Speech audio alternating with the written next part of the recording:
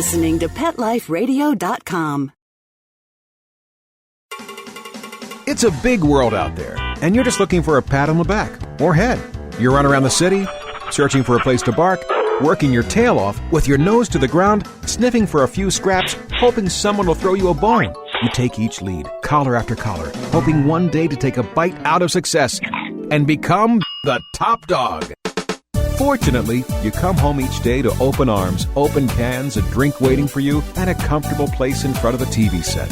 You know you've got it good, really good, because after all, it's a doggy dog world out there. Pet Life Radio presents It's a Doggy Dog World with your host, pet expert, and award-winning author Liz Palaika, and this week's co-hosts Kate Abbott and Petra Burke.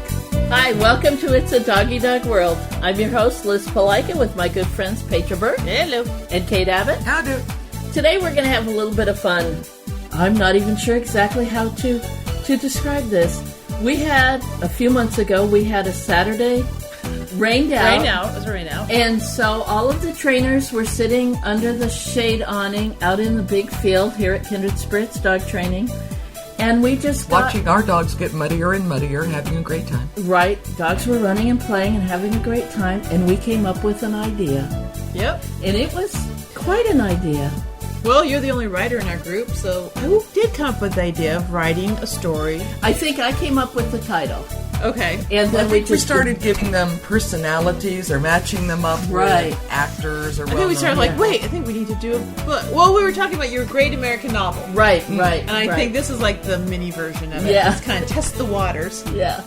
So, anyway, we've got to take a break for our sponsors, but hold on and we'll give you an introduction to our great idea, and we'll even read you the first chapter, and then we'll talk about it and explain where it came from. So hold on, we'll be right back. Sit. Stay. It's a Doggy Dog World. We'll be right back after a short pause. Well, 4 to be exact.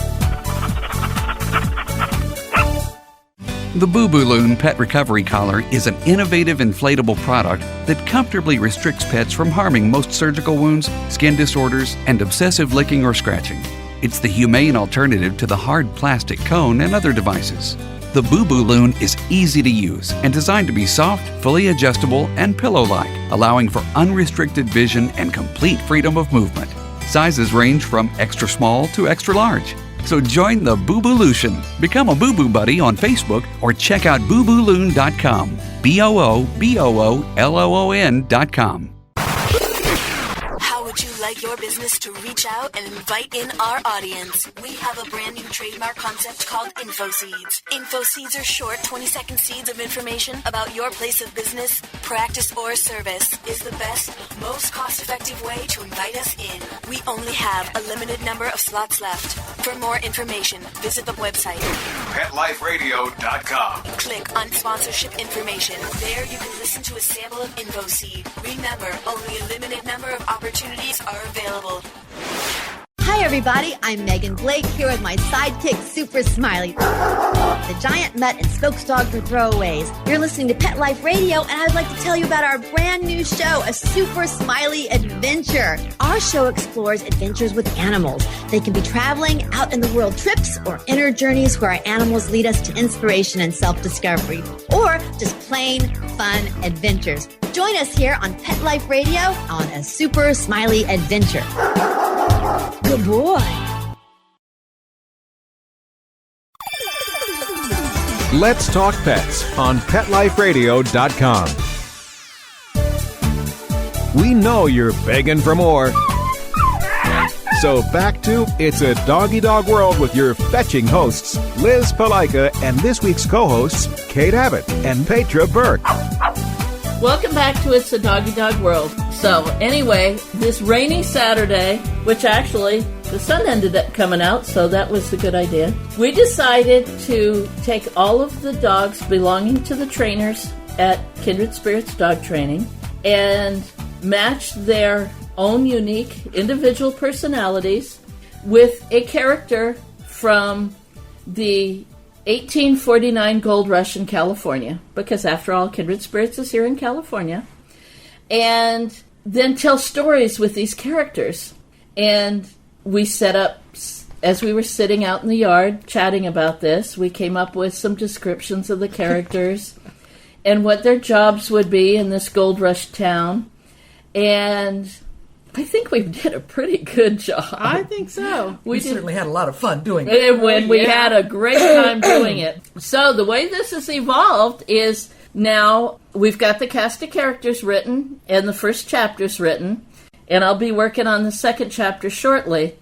We will have these available for downloading from the Kindred Spirits website, which is www.kindredspiritscanine, that's the letter K, the number 9.com. You'll be able to download the cast of characters in the first chapter for free, and we'll have a lot of photos.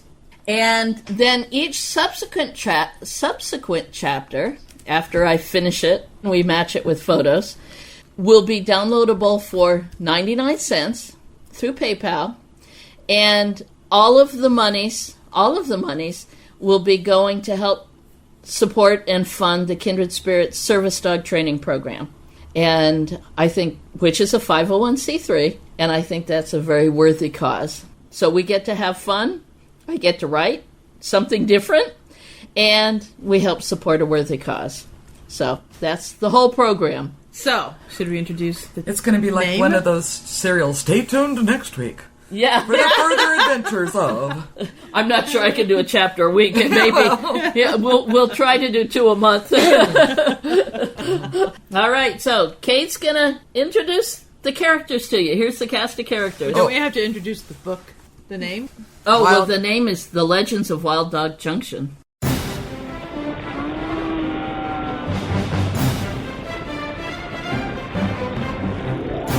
The cast of characters. Today, the brothers Kona and Riker are usually found on the porch of the general store. Although the two brothers are going gray, they are still handsome dogs. However, they were something in their younger years. Stocky, handsome, and full of personality. Riker, always the charmer, had a twinkle in his eye and a kiss in his heart. Well, not always just in his heart. While Kona was, and still is, the most dependable brother or friend to be found. They found and dug the Wild Dog Gold Mine and founded Wild Dog Junction. This homesteaded 2 ranches outside of the town. Bashir was one of the first to settle in Wild Dog Junction after its establishment. He opened the general store, and he also serves as the town's first and only mayor. Riker's half-brother Bashir never uses his relationship to Riker to his advantage. In fact, most residents don't realize he's related. Bashir enjoys a good time, but he's also calm, steady, and solid as a rock. Now, Cisco is a native of Wild Dog Junction. In fact, he's never lived anywhere else. He's a handsome teenage dog, dark with slightly wavy hair and intense golden eyes. He's very smart, and the schoolmarm, Sierra, has a hard time keeping him challenged. Bashir, Cisco's father, knows that Cisco is going to need to find his own way in the world, but he tries to keep his son busy in the general store. Cisco, however, finds the store boring. Cisco tends to be quiet, shy with strangers, but fun and engaging with his friends. Now, Cisco's best friend is Rio, another handsome teenage dog who was born in Wild Dog Junction. Rio is happy, energetic, and always ready for an adventure. Cisco and Rio balance each other. Rio is always ready to leap before he thinks, while Cisco sometimes thinks too much. Prep School Toby, as Rio calls him, is a refugee from a prep school escapade. A quiet, somewhat somber, and very smart young dog. Apparently he got into trouble back east in his prep school. Toby, having been raised back east, is trying to learn the ways of the West, but is having a tough time. He's made friends with Cisco, but he's a little afraid of Rio. Logan is Bashir's brother. Although charming and handsome himself, Logan is always on the verge of getting into trouble, no matter how hard he tries to be as good as his brother. He was sent to a military boarding school as a child because of his many escapades. When he was eventually expelled because of one too many pranks, he followed his brother to Wild Dog Junction with his friend from school, his partner in crime, we might say, Wyatt. Wyatt is another handsome, charming young dog, and he's extremely loyal to his friend Logan. And although willing to get into trouble with him, deep down inside, Wyatt wishes Logan would stop getting both of them into trouble. The town's deputy is Storm. She knows Logan and Wyatt both very well. They've spent plenty of time in her jail. Of European ancestry, Storm is a young female dog of the American West. She's strong, forceful, and an excellent shot with both a pistol and a rifle. She's zealous about enforcing the law, and Storm has a secret crush on Gromit. Gina and her late husband were also early settlers in the town. Although he passed away shortly after they built their house, Gina chose to remain in town. Famous for her exquisite quilts, Gina was able to support herself by selling quilts and renting out rooms in her house to boarders. She's known to be a fair but stern landlady. There's no funny stuff in her house. Gina is the head of the local quilting bee and is a member of the town council, by her own appointment. Gina's housekeeper at the boarding house is Maggie, a small silver-haired dog. Maggie is a widow, but only Kona and Riker knew her husband. He died in a shootout in the main street of town. Well, the only street in town. After his death, Maggie didn't want to go back east to her family, so Riker asked Gina to give her a job in exchange for room and board. Maggie watches out for the boarders, and she runs interference for them when Gina gets upset. Apache is Wild Dog Junction's doctor, a nephew of Kona and Riker. Kona and Riker paid for his college education and medical training with the agreement that he would come back to town and serve as the town's only doctor. Raised and educated on the East Coast, Apache doesn't fit in well with most of the town's residents. He's a little sound-sensitive and he doesn't like gunfire. Sadie rents a room from Gina. She's a driver for the doggone stagecoach line. That runs from Chicago and into various parts of California. Sadie drives the leg in and out of Wild Dog Junction. She's not happy about it, though, as she's often afraid of the robbers and Indians who constantly threaten the stagecoach. But Sadie is devoted to her horses and vows not to leave them. Because she takes such good care of her horses, she's been able to outrun and avoid many of the potential stagecoach robbers. Now, Taco was born in the West. He's explored north, south, east, and west. He told Kona and Riker he knows the West better than any dog alive. However, some old injuries made him a little gimpy, and he decided exploring, well, that's for younger dogs. He's now the owner of the local bar, the Red Dog Saloon. A good-looking dog. Taco is proud of his bar, and he doesn't tolerate any fisticuffs going on there. Taco has long adored his head waitress, Calamity Peach, a luxurious woman dog from New Orleans with salt and pepper blue merle hair. Peaches, though, would never settle for just one man. I love 'em all, honey. I just love 'em all. Although Peaches is obviously much more than just a waitress at the Red Dog Saloon, no one ever mentions exactly what it is she does. Most of the male dogs in town love her, and many of the female dogs are afraid of her. Those who aren't afraid don't care what she does. No one knows why Peaches left New Orleans, and frankly, no one's ever asked. But when she arrived in Wild Dog Junction and asked Taco for a job, he readily offered her one. Now, Ben and Keeley, they arrived in town with an air of mystery. Both are tiny blondes of European descent, with an accent the locals can't quite figure out. The pair settled in a storefront and began offering their services as seamstress and milliner. Keeley is a talented seamstress, but is also an accomplished gossip. There's usually a gaggle of people, and not all women, in and out of their shop. Everyone knows if you need to know something about anyone or anything, you check with Keeley. Ben and Keeley employ another seamstress, Lacey, who appeared in town just a few years ago. No one knows anything about Lacey's background, although Raz, she thinks all three, Ben, Keeley, and Lacey, she thinks they're vampires. Then there's Dinky. Dinky is a small, somewhat round lady dog, who also happens to be a preacher. Her congregation in Boston collected the money to send her west to help convert the heathens. Although the town built her a small church, few of the residents had been willing to hear her message, or at least to take her seriously. Dinky has found a soulmate in Gina, however. They mutually condemn the heathens in the town, including the hussy who works at the saloon. Doc is the town Well, let's just call him the handyman for lack of a better title. Doc, he came to the region as a sheep herder. Kind of a bad idea in cattle country. After several cattle ranchers relieved him of his sheep, Doc fell in with Logan's crowd. That didn't last long, though, and he came to town to find some means of supporting himself. Doc is a long, lean dog with a shock of sun-bleached red hair. He's quiet, calm, reserved, and lazy. He'll work a job, just long enough to earn some money for food and booze, and sometimes for time in the back room at the Red Dog Saloon. Walter's a small, short, feisty dog with curly black hair. He's a card shark at the Red Dog Saloon, and he keeps himself fed and housed from the proceeds of his card games, although the locals won't play with him anymore.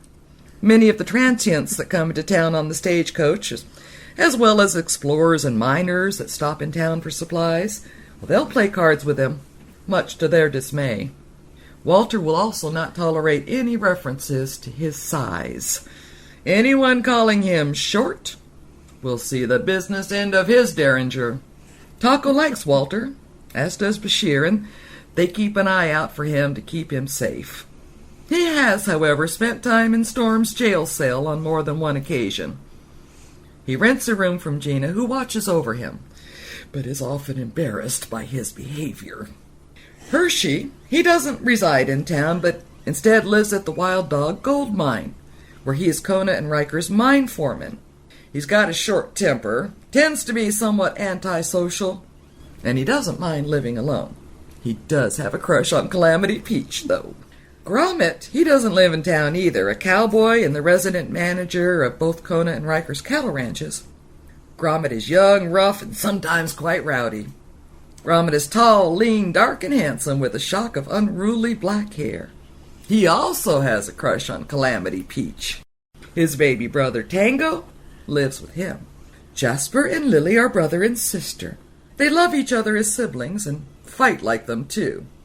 They were both reporters for a large newspaper in Chicago, but were frustrated at the lack of advancement. In Wild Dog Junction, they founded The Reed Dog, a weekly 4-page newspaper. With Jasper as the editor and Lily the primary reporter, they try to keep up on all the current events, such as they are. They also each rent a room in Gina's boarding house. Quill is Jasper and Lily's young male cousin. He shares a room with Jasper in Gina's boarding house, and he's an intern at the Reed Dog. Quill, whose name is misspelled on purpose, although no one really knows why. But he's thrilled with newspaper work and uses it as an excuse to roam around the town. Quill is envious of Cisco and Rio's friendship, and he wants to be a good friend with them and Toby. There aren't many children yet in Wild Dog Junction, but the town does have a teacher. Sierra came to town as the school marm. Still young, Sierra is quiet and somber, but she has a rebellious streak. She lives in the back room at the schoolhouse. Cisco, Rio, Toby, Raz, Lacey, and Quill are supposed to be attending school, but frankly their attendance is a little spotty. Raz lives with Sierra. Now a teenager, the town knows that her mother passed away, giving birth to her, but no one knows where she came from or why she lives with Sierra. Raz has been a rebellious child, and she still grieves for the mother she never knew. Not comfortable in the role of a civilized young lady, Raz is a woman dog of the Wild West. She's testing the strength of her guardian's control and trying to find her place in the world. Roop runs the livery stable in town. The stagecoach keeps their horses there, as do some of the town's dogs. Most of the time, Roop is calm, quiet, steady, as befits someone who works with horses. But Roop has a hidden wild streak. Kona and Riker know about it, as do Bashir and Storm. But many of the town's residents are unaware of this other side of Roop. Roop, Sadie, Gromit, although all three are totally different personalities, they all share a love of horses and are good friends. And that's our cast of characters. So, let's take a break for our sponsors, and when we get back, Kate will read you Chapter 1. Oh my goodness. So, hold on, we'll be right back. Sit. Stay. It's a Doggy Dog World. We'll be right back after a short pause. Well, 4 to be exact. Love your pets but wish their medications were a lot less expensive? They are at 1-800-PET-MEDS. You'll not only save on flea and heartworm medications, but on prescriptions for arthritis, incontinence, thyroid, and more.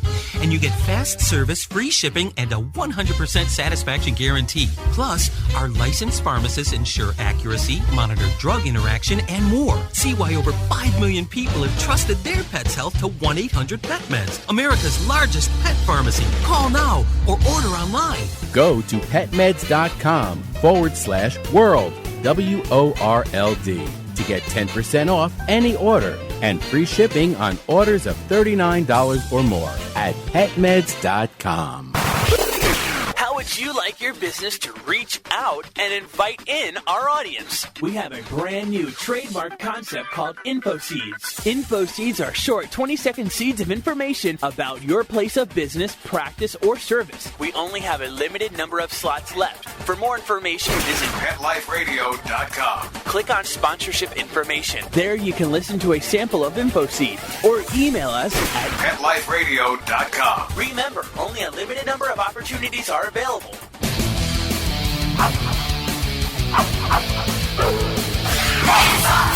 Hi guys, this is Skylar Samuel. Hi, this is Rochelle Pfaff from the Twilight franchise. Hey, what's going on? It's Tyler James Williams from Everybody Hates Chris. Hey guys, it's Caroline Sunshine from the new movie Marmaduke. You are listening to the amazing, unstoppable Kristen Powers. Pets Rock. Pets Rock. Pets Rock. Pets Rock. Pets Rock on Pet Life Radio. Hey everyone, this is Kristen Powers of Pets Rock at Pet Life Radio. We'll see you next time. Every week on demand, only on PetLifeRadio.com.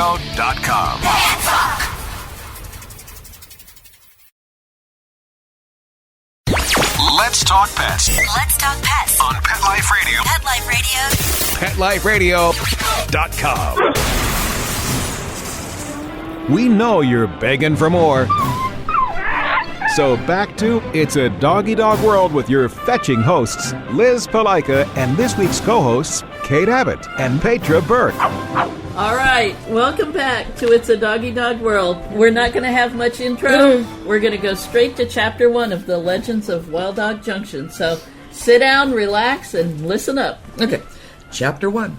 Logan causes trouble, the Reed dog gains a reporter, and a new friend comes to town.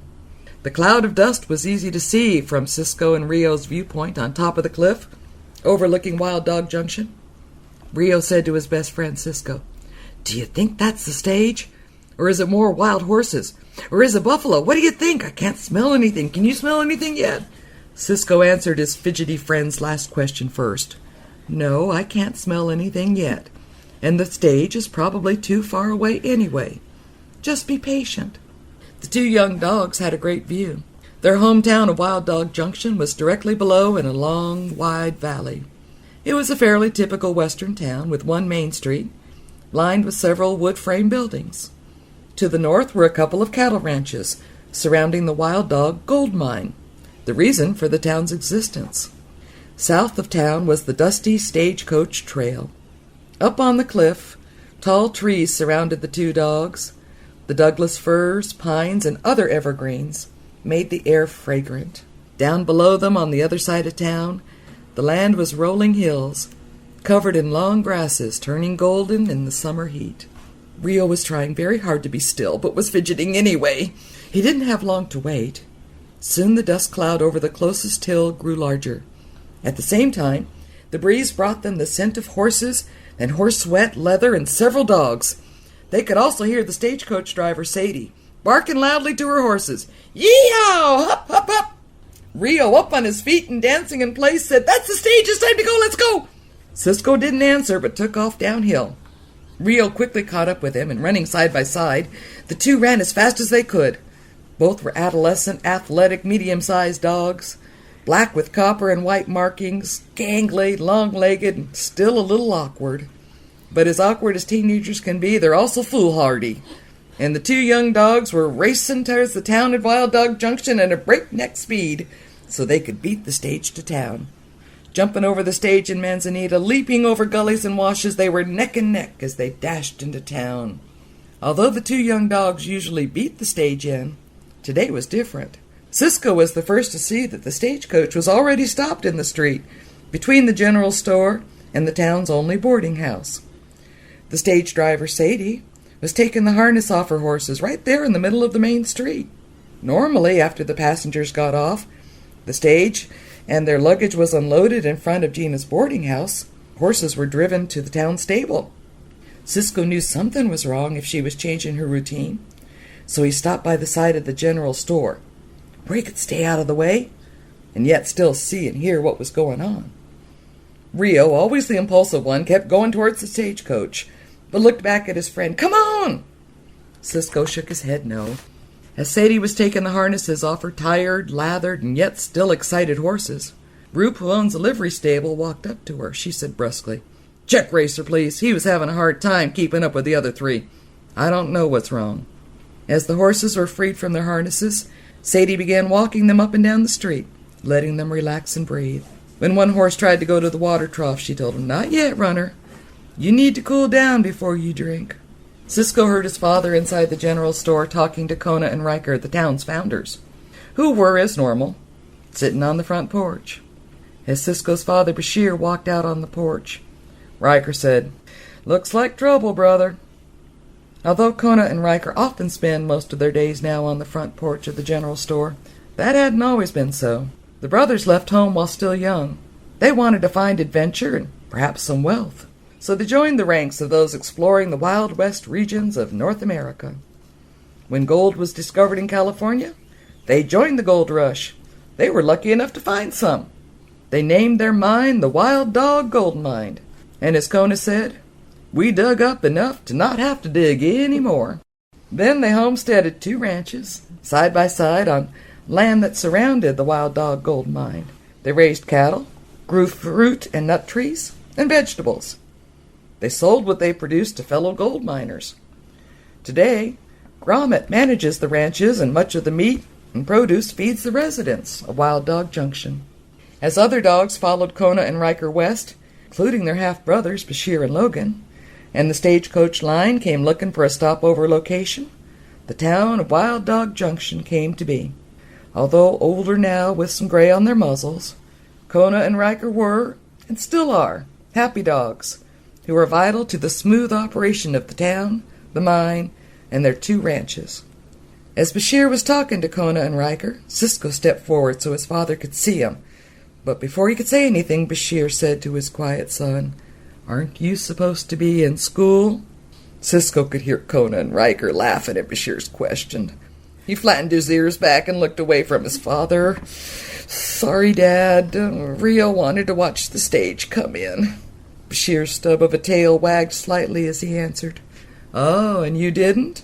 Trying to distract his father, Cisco said, "Dad, something's wrong. Sadie drove the horses hard into town. We saw the dust cloud hills away." Kona, who was blind, said, "Those horses smell of fear, Bashir. Something happened on this run, and Sadie sounds awful excited." Bashir, sniffing towards the horses and then taking a good look at them, didn't even answer his son or brother, but walked towards the horses as he called to Sadie. "You usually don't push the horses this hard, Sadie. What happened?" She said, "Well, I wanted to cool the horses down before I called you, but since you're here, help me walk 'em and I'll tell you." Bashir took speed and hurry's lead ropes and walked with Sadie, who was still leading runner. Roop was rubbing down Racer, whose head was hanging low, with the horses breathing hard over his back. Bashir asked the distraught, blonde, curly-coated, small dog, what happened? With her tail tucked tight to her back legs, her ears back, and a growl in her voice, she looked Bashir in the eyes and said, "Your brother happened, Bashir. Logan happened."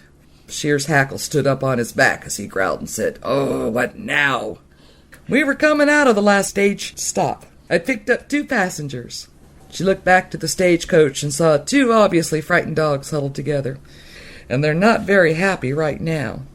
As they turned the horses and walked back up the street, Sadie continued, "We'd had a good run. The horses were pulling nicely, and the weather wasn't too warm. The trail was in good shape. But then as we crested Lone Pine Hill, Logan's group came at us from up the trail. They were pulling their normal stuff, shooting pistols and trying to stop the horses by blocking the trail. She walked Gunner towards the water trough, and Bashir followed. Well, luckily the horses were fresh, and they aren't spooked by gunfire. They ran right through Logan's gang, and I think we even knocked down 2 of them. When we topped the last hill, Logan and his gang turned back. With her eyes flashing, teeth showing, and ears forward, she told Bashir, "Mayor, the thing is, I wasn't carrying any money or gold. I have some supplies for the general store and 2 passengers, but that's it. Why is he harassing the stage now?" As Roop, a big, handsome, short-haired yellow dog, came up with Racer, allowing the tired horse a drink, Bashir told Sadie, "I'll go talk to the sheriff. I'm sure she's going to want to talk to you, too, and probably your passengers. But go take care of your horses. She knows where to find you." As Roop and Sadie led the horses toward the stable, Roop said, "Racer's okay, Sadie. He's just tired." Sadie, tired herself now that her problem was in someone else's capable paws, whimpered, "Good. Thanks, Roop." Walking away, Bashir, who besides running the general store also served as the town's unpaid mayor, called back to the livery stable owner. "Roop, could you bring a couple of fresh horses up to get the stagecoach out of the street?" Roop barked, "No problem," to the mayor. Rio, who had been listening intently, dashed back to Cisco. "Did you hear? Logan and his gang tried to rob the stagecoach again. Your dad is mad, and I bet the sheriff is going to try and find them." Cisco had been listening too, but he'd also been watching the 2 passengers as they got off the stage. Covered with dust, they looked around with wide eyes, but they didn't move. In fact, the larger dog, who looked young, was definitely afraid. Cisco told Rio, "Why don't you go find the sheriff? I'm going to go see who the new dogs are." Looking towards the sheriff's office, Rio said, "Well, your dad's already gone for Storm. I want to meet the new dogs, too." As Bashir walked towards the sheriff's office, he thought about his brother, and as he did, his hackle rose down his back. Bashir and Logan are half-brothers to the town's founders, Riker and Kona. Both dogs are intelligent, medium-sized, strong dogs. But that's where any resemblance ends. Bashir is calm, steady, solid as a rock. If you're a friend of Bashir's, you know he'll always have your back. Some of the town's lady dogs think this steadiness is boring, while many male dogs underestimate his strength. But his friends would follow him anywhere. Logan, however, couldn't and didn't follow Bashir's path. Logan always tended to be a little wild. He was sent back east during adolescence to a military school to see if his wild ways could be curbed. Unfortunately, he was expelled after one too many destructive escapades. He returned to Wild Dog Junction with his partner in crime from school, Wyatt. When Logan and Wyatt continued to get in trouble in town, Kona and Riker told Storm to chase the young dogs out. Since then, they and, several other dogs had made a career out of harassing law-abiding dogs. When Bashir approached the sheriff's office, he found her standing in the doorway, looking towards the stagecoach. She asked Bashir, "Logan again?" Bashir growled, "Yes." Storm sighed and turned back to her desk. A young, long, lean, athletic dog with a silver sable coat, a long tail and upright ears, she said, "Did he and his gang get anything?" "No. Sadie and her horses plowed right through the gang and then outran them. She said they stopped at the last hill before town." Storm said, "Sadie can do more with those horses than anyone I know. I think they'd run themselves to death for her." Bashir answered, "They almost did. Racer was done in when they got into town, but Roop says he's going to be okay." Bashir continued, "Storm, we're going to need to do something about Logan and his group. They're getting far too bold. Although no one's been hurt yet. Racer could have been, and Sadie had 2 passengers. I haven't talked to them yet, but they looked pretty shook up." The sheriff, her tail swishing behind her, betraying her distress, said, "I know, Bashir, but chasing the stagecoach isn't against the law. Neither is shooting guns in the air. They've been threatening, but they haven't actually done anything yet, or at least that we don't know of. I can detain them for threats, but I don't have anything to charge them for." Bashir growled. Storm ducked her head, and seeing her, Bashir said, "Oh, I'm not upset at you. I know you're right. I just want to stop my brother before something really happens." Looking a little happier, Storm said, "Look, Bashir, will you come with me to talk to Riker and Kona? We need some help with this. I need to talk to Sadie, too, when she's calmed down. As Cisco and Rio approached the two new dogs, they saw that Gina was already there. Gina and her late husband were early settlers in town. Both were German immigrants, and in fact, even now, years later, Gina still has a German accent. Although her husband passed away shortly after they built their impressive 3-story house, Gina decided to remain in town rather than go back to Germany. Famous for her excellent quilts, she has been able to support herself by selling quilts and renting out rooms in her home. She's known to be a fair but firm landlady. There's never any funny stuff in her boarding house. Since the town doesn't have a hotel, newcomers always stay with Gina, and those who don't need a house stay on as permanent residents. As Gina approached them, the smallest of the two stagecoach passengers, a small, short-haired white dog who had several black and tan spots, asked her, I was told to ask for Gina. Are you Gina? My name is Quill. With a W, I'm the new reporter for the town newspaper. Rio said to Cisco quietly, Really? Jasper and Lily need a reporter? Cisco replied, There isn't enough news in this town for one newspaper. I wonder why they think they need another reporter. Rio said, Oh, I know why he's here. Look at Quill, Cisco. I bet he's related to Jasper and Lily. In fact, as Rio was speaking, Jasper and Lily came out of Gina's boarding house. The two are brother and sister, and like Quill, are small, short-haired white dogs with spots of color. Their tails were short but active, and always a dead giveaway of any emotion they were feeling. Jasper and Lily had been reporters for a large newspaper in Chicago, but were frustrated at the lack of advancement. Hearing of the gold rush, they came west to California and settled in Wild Dog Junction. They founded the Reed Dog, a weekly 4-page newspaper. As Jasper and Lily reached the stagecoach, Quill saw them and ran to greet them. The reunion was loud. There was barking and whining and happy growling while tails were wagging happily. There was also lots of bouncing around.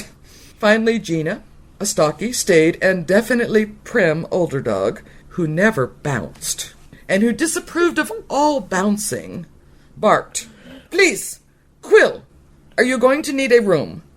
Jasper, still smiling, said, I'm sorry, Gina. We haven't seen Quill in a long time. In fact, he was a puppy when we left Chicago. But no, he won't need a room. He can stay in my room with me. As the three small dogs headed across the street towards the newspaper's small office, Gina grumbled under her breath and turned to the other passenger. And you are? My name is Toby, said the golden-colored young dog, still gangly and awkward. Toby had a medium-length coat, a long tail, and red highlights on his ears and down his back. An attractive dog, his entire attitude right now was distressed. I have a letter for Mr. Kona. Hearing his name, Kona barked to the young dog. I'm Kona. We were expecting you, Toby. Come on over. Gina, this pup will need a room. Gina answered, I'll get it ready. Send him over when you're done with him. Grabbing his bag off the stagecoach, Toby carried it over to the boardwalk in front of the general store. Sitting in front of Kona and Riker, he said, I have a letter from my parents, Mr. Kona. Well, give it to Riker. I can't read anymore. Riker took the letter and, breaking the seal on the envelope, pulled out a letter and some bills. Well, they've sent enough money to pay Toby's room and board. In their letter, they say, Thank you for taking on their mischievous son. Looking at the young dog, Riker said, I assume you know that you're not going to get away with stuff like that here, right? Toby, crouching low with his ears back and tail tugged tight to his back legs, said, I understand, sir. I never try to cause trouble. It just seems to happen. Kona laughed. We're not so old that we don't understand, Toby. Riker barked. Hey, Cisco, Rio. The two of you are trying very hard to hear, so you might as well come help. As the two young dogs approached, he said, Toby, this is Cisco. He's your age, and he's the son of the Wild Dog Junction's mayor and storekeep. This other pup, he's Rio. He's the excitable one. Cisco, Rio, take Toby over to Gina's and get him moved into his room. Rio, with a huge smile and a wiggling stub of a tail, said hi to Toby and grabbed his bag. Come on, Toby, let's go over to Gina's. We'll help you get him packed. Cisco was always much quieter than his friend, said, Hi, Toby. I saw you were afraid of Gina. Don't worry. She growls a lot, sometimes snaps, but she never bites. She just wants everyone to behave themselves. Toby said, Oh, thanks. She's kind of scary. Seeing the 3 young dogs come in the kitchen door, Gina said, "Take him up to the 3rd floor. He can have the empty room in the back. Make sure he understands my rules." As the 3 young dogs headed up the stairs, Riker followed them into Gina's kitchen. "Here's his money for rent and food, Gina. His parents have sent enough for the next 2 years. So make sure he gets everything he needs." "What on earth did he do that they sent him out here by himself, Riker?" "I don't know all the details, but apparently he and some friends attempted to pull a prank on one of their school teachers. It would have been harmless, but something went wrong. I don't know all the details, and the teacher was hurt. So Toby and his friends were all expelled. Toby has been a good puppy. He got good grades. Hadn't been in trouble before. But his parents are embarrassed and horrified, and, well, since we're good friends, they asked if he could come out west." Gina said, "He knows I will not put up with any pranks in my house, right?" Riker grinned. "Gina, that poor pup is so scared right now he won't try anything. In the last few weeks he hurt a teacher, got expelled from school, his folks sent him all away by himself, and then Logan's gang harassed the stagecoaches that came into town. That poor pup is going to be jumping at shadows for a while." Gina just grumbled. Cisco, who was following Rio and Toby up the stairs, heard the entire conversation, and he looked thoughtfully up at Toby.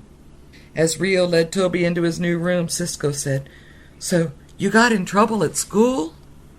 Toby said quietly, "Yeah, it was stupid." Rio asked, "Well, what'd you do, huh? Something exciting? Did you blow something up? We're studying mining now, and I can't wait until we blow stuff up." Toby answered, "No, I didn't blow anything up, and I'd really rather not talk about it." Rio said as he bounced from the bed to the floor and back up on the bed again, "Why not? We won't tell anybody, right, Cisco? We won't say anything." Cisco said quietly, "Rio, just sit down for a minute and be quiet. Toby, you don't need to tell us anything. Lots of dogs come out here with stories they don't want to talk about." Toby asked, looking at Cisco, "Did you?" "Well, no. I was born here, and so was Rio. But not many other dogs were. Most have come from someplace else." Looking directly at his friend Rio, Cisco said, "Most people don't care what happened before you got here, so you don't have to talk about it if you don't want to." Rio added with a big grin, "But if you do want to talk about it, we'll listen. Hey, how about we give you a new name to go with your new life? How about Prep School Toby? That would work, wouldn't it, Cisco?" Cisco walked up to Toby, nosed him softly, and said, "Rio's pretty silly most of the time, but he's a good friend. And I like you, too. So we can all be friends." Toby's tail wagged. And at that, we've got to call it quits. That's about halfway through the first chapter. So we've tempted you. If you want to take a look at it, go to our website, www.kindredspiritsK9.com. You can download it and then keep checking back to see when the new chapters will be posted.